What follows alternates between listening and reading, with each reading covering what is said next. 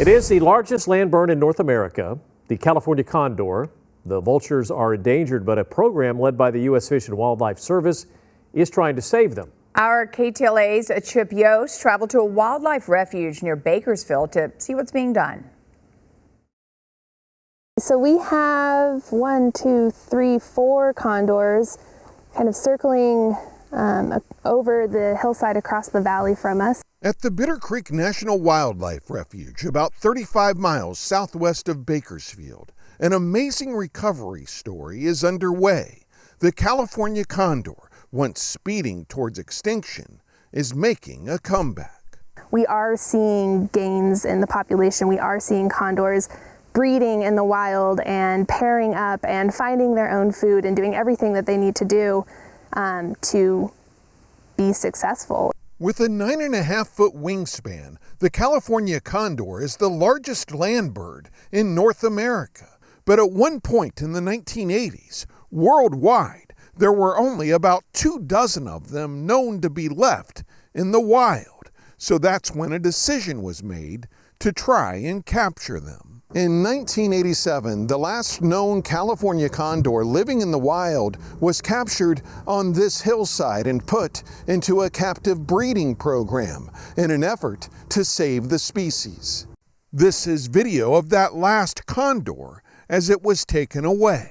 So we are coming into a back area of our Condor Ridge habitat. For a time, that condor wound up here at the San Diego Zoo Safari Park, which, along with the LA Zoo, U.S. Fish and Wildlife Service, and other organizations, is part of the California Condor Recovery Program. It was here where we met Moloko, who in 1988 became the first condor in the world to ever be bred and hatched in a zoo. She helped alleviate a lot of the fears that a California condor couldn't be bred in a zoo.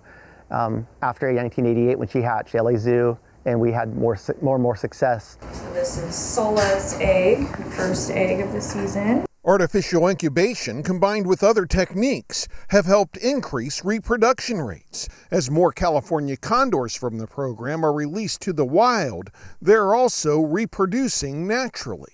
Today, there are more than 500 condors worldwide, about half living in the wild. But some of the same problems that led to their demise in the 1980s are still threatening the condors now. About 50% of the known causes of death can be attributed to lead poisoning. Since California condors are scavengers, they love feasting on carcasses left by hunters. But when those hunters use lead ammunition, the condors can ingest it. That's one of the reasons a new California law took effect in 2019, banning hunters from using lead ammo. So that's an adult. You can see the red head. The hope is that law, combined with all of the other efforts being made, will one day allow the California condor population to soar on its own. At the Bitter Creek National Wildlife Refuge, I'm Chip Yost, KTLA 5 News.